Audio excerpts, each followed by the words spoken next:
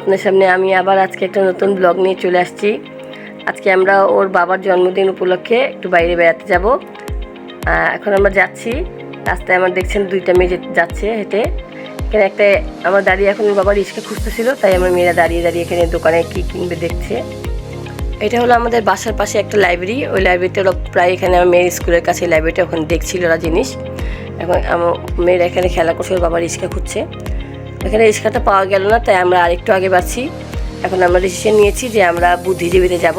ওর বাবার সাথে ও দুই মেয়ে চলে যাচ্ছে। এখন একটু সামনে গিয়ে আমরা আবার রিক্সা গাড়ি খুঁজবো। তো বন্ধুরা, আপনারা আমাদের সাথে দেখতে থাকেন আমরা কোথায় গিয়ে রিক্সাটা পাই।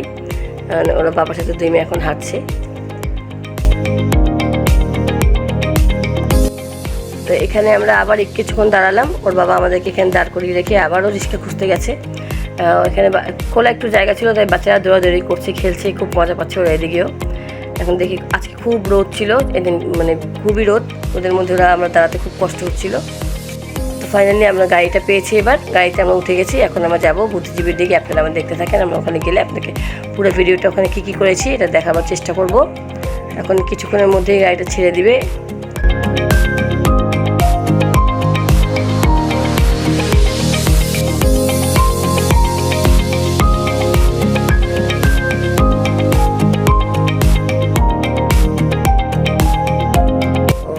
ফাইনালি আমরা এখন বুদ্ধিজীবীতে এসে পড়েছি। দেখতে পাচ্ছেন আমরা গেট দিয়ে ভিতরে ঢুকলাম। এখানে আমি কখনো যাইনি, জায়গাটা তো সুন্দর আমার জানা ছিল না। অনেকবারই অনেক জায়গায় যাওয়ার পথে এই জায়গাটা আমি দেখেছি, কিন্তু কখনো ভিতরে আসিনি। আজকে প্রথম বড় বাবা বলছে চলো দেখে নিয়ে আসি। এখানে অনেক রকমের দোকান আছে, সাইডে বাচ্চাদের খাওয়ার মতো মুড়ি ভর্তার দোকান দেখতে পাবেন আপনারা। এই যে ফুচকার দোকান আছে, তারপর আরও অনেক কিছু দোকানই আছে।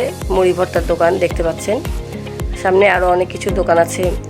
এটা হলো আইসক্রিমের দোকান, তারপর বাচ্চারা আইসক্রিম খেতে চেয়েছে।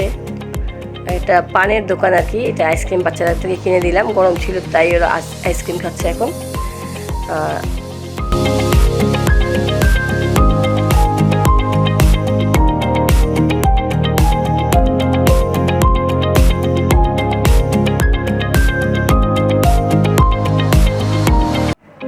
বাচ্চারা এখানে খেলাধুলা করছে। এখানে খুব প্লেসটা খুব সুন্দরই খেলার জন্য। আপনারা যদি বাচ্চাদের ছোট একটু ঘোরানোর জন্য, একটু হাঁটাহাঁটির জন্য নিয়ে যেতে চান, তাহলে এই প্লেসটায় আসবেন।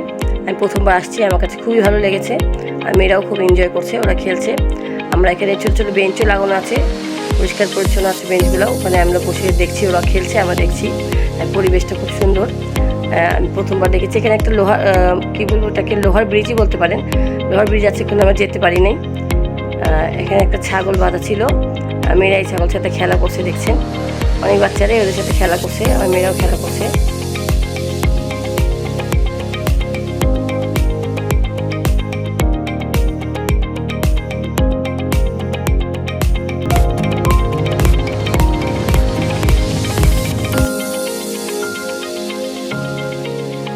তো এখানে আমের ভর্তা বিক্রি করছিল।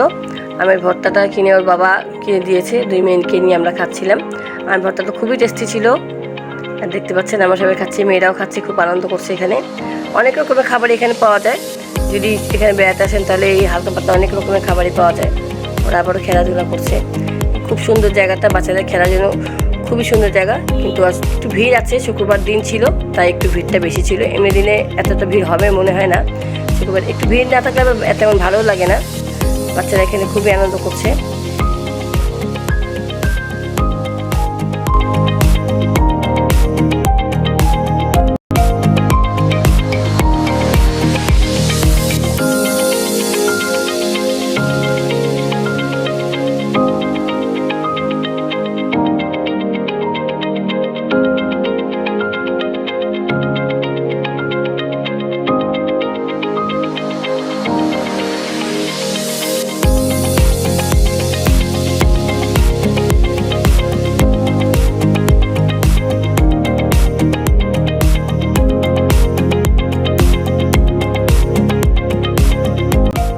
তারপর ওখানে ঘোরাঘুরি করতে করতে বাচ্চাদের খুব ক্ষুধা লেগে গিয়েছিলো, কী খাবো বুঝতে পারছিলাম না।